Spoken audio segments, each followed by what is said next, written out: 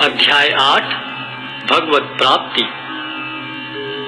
अर्जुन ने कहा, हे भगवान, हे पुरुषोत्तम, ब्रह्म क्या है, आत्मा क्या है, सकाम कर्म क्या है, यह भौतिक जगत क्या है तथा देवता क्या है? कृपा करके यह सब मुझे बताइए। हे मधुसूदन, यज्ञ का स्वामी कौन है और वह शरीर में कैसे रहता है, और मृत्यु के समय भक्ति में लगे रहने वाले आपको कैसे जान पाते हैं?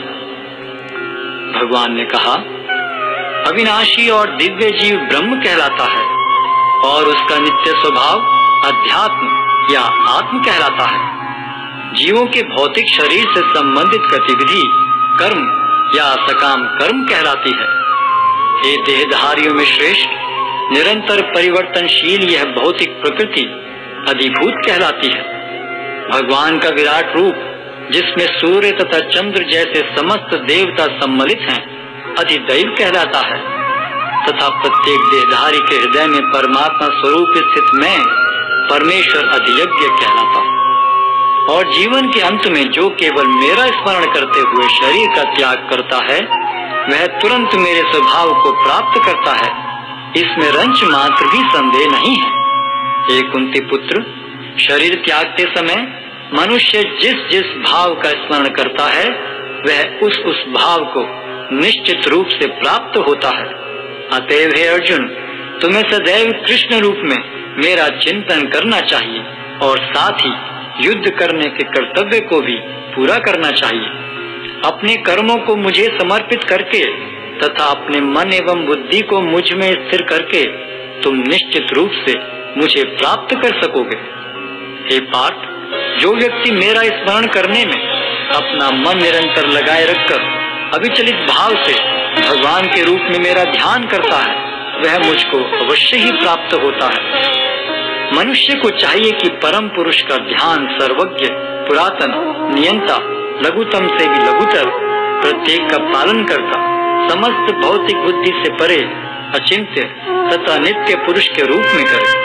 वे सूर्य की भांति तेजवान हैं और इस भौतिक प्रकृति से परे दिव्य रूप है।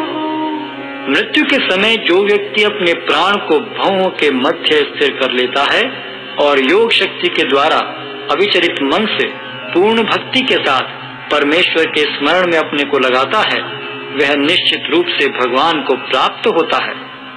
जो वेदों के ज्ञाता हैं, जो ओंकार का उच्चारण करते हैं और जो संन्यास आश्रम के बड़े बड़े मुनि हैं, वे ब्रह्म में प्रवेश करते हैं। ऐसे सिद्धि की इच्छा करने वाले ब्रह्मचर्य व्रत का अभ्यास करते हैं।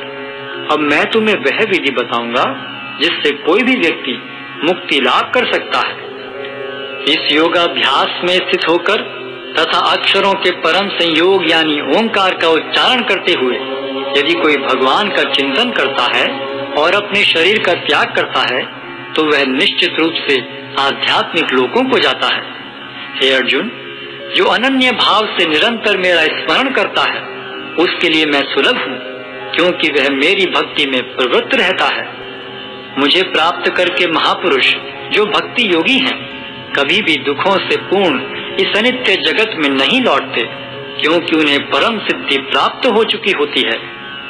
इस जगत में सर्वोच्च लोक से लेकर निम्नतर सारे लोग दुखों के घर हैं, जहाँ जन्म तथा मरण का चक्कर लगा रहता है। किंतु हे कुंती पुत्र, जो मेरे धाम को प्राप्त कर लेता है, वह फिर कभी जन्म नहीं लेता। मानवीय गणना के अनुसार 1000 युग मिलकर ब्रह्मा का एक दिन बनता है और इतनी ही बड़ी ब्रह्मा की रात्रि भी होती है। ब्रह्मा के दिन के शुभारंभ में सारे जीव अव्यक्त अवस्था से व्यक्त होते हैं और फिर जब रात्रि आती है तो वे पुनः अव्यक्त में विलीन हो जाते हैं। जब जब ब्रह्मा का दिन आता है तो सारे जीव प्रकट होते हैं और ब्रह्मा की रात्रि होते ही असहायवत विलीन हो जाते हैं। इसके अतिरिक्त एक अन्य अव्यक्त प्रकृति है जो शाश्वत है और इस व्यक्त तथा अव्यक्त पदार्थ से परे है। यह परा और कभी नाश न होने वाली है। जब इस संसार का सब कुछ लय हो जाता है, तब भी उसका नाश नहीं होता। जिसे वेदांती अप्रकट तथा अविनाशी बताते हैं, जो परम गंतव्य है, जिसे प्राप्त कर लेने पर कोई वापस नहीं आता, वही मेरा परम धाम है। भगवान जो सबसे महान है, अनन्य भक्ति द्वारा ही प्राप्त किए जा सकते हैं।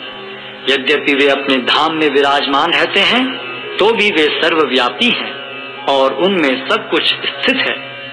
हे भरत श्रेष्ठ, अब मैं तुम्हें उन विभिन्न कालों को बताऊंगा जिनमें इस संसार से प्रयाण करने के बाद योगी पुनः आता है अथवा नहीं आता। जो पर ब्रह्म के ज्ञाता हैं, वे अग्निदेव के प्रभाव में, प्रकाश में, दिन के शुभ क्षण में, शुक्ल पक्ष में या जब सूर्य उत्तरायण में रहता है, उन 6 मासों में इस संसार से शरीर त्याग करने पर उस पर ब्रह्म को प्राप्त करते हैं। जो योगी धुएं, रात्रि, कृष्ण पक्ष में या सूर्य के दक्षिणायन रहने के 6 महीनों में दिवंगत होता है, वह चंद्रलोक को जाता है, किंतु वहां से पुनः चला आता है। वैदिक मतानुसार इस संसार से प्रयाण करने के 2 मार्ग हैं, एक प्रकाश का तथा दूसरा अंधकार का। जब मनुष्य प्रकाश के मार्ग से जाता है तो वह वापस नहीं आता, किंतु अंधकार के मार्ग से जाने वाला पुनः लौट कर आता है। हे अर्जुन, यद्यपि भक्तगण इन दोनों मार्गों को जानते हैं, किंतु वे मोहग्रस्त नहीं होते, अतः तुम भक्ति में सदैव स्थिर रहो। जो व्यक्ति भक्ति मार्ग स्वीकार करता है, वह वेदाध्ययन, तपस्या, दान, दार्शनिक तथा सकाम कर्म करने से प्राप्त होने वाले फलों से वंचित नहीं होता। वह मात्र भक्ति संपन्न करके इन समस्त फलों की प्राप्ति करता है और अंत में परम नित्य धाम को प्राप्त होता है।